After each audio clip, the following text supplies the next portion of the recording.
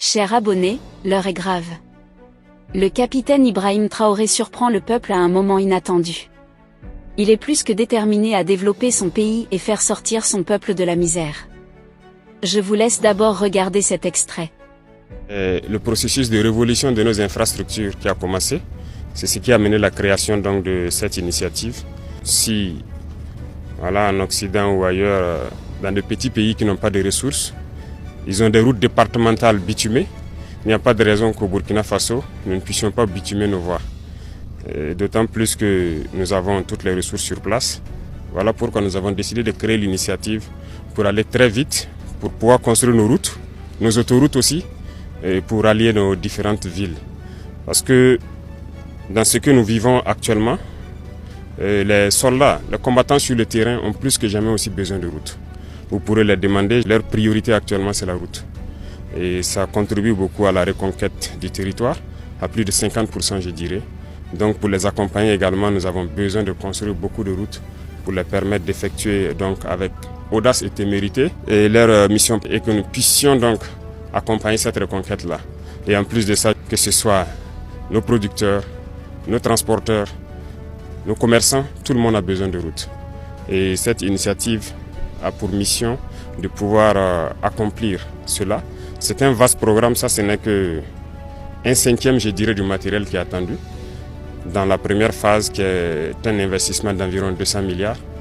Et la deuxième phase va suivre, qui sera donc la partie bitumage.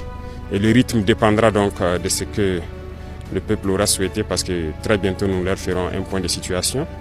L'objectif étant de pouvoir bitumer chaque année entre 3000 et 5000 km au Burkina Faso. Et j'espère que nous pourrons commencer très bientôt les travaux pour le bonheur du peuple burkinabé. Donc voilà ce qui nous a amené ici. Et il y aura une dernière phase qui va beaucoup impliquer les populations. Et donc cette phase, nous attendons aussi que les gens puissent vraiment accompagner tous ceux qui travaillent au niveau de l'initiative pour qu'on puisse aller vite et bien et vraiment prendre soin de nos routes. Le président Ibrahim Traoré, il y a des micro-trottoirs en Europe, en Amérique, partout. Ibrahim Traoré est connu. Absolument. Plus que tous les autres chefs d'État qui s'agitent, qui courent, qui répondent à toutes les conférences, qui versent des milliards à des soi-disant cabinets de communication, mais personne ne les connaît, personne n'en tient compte.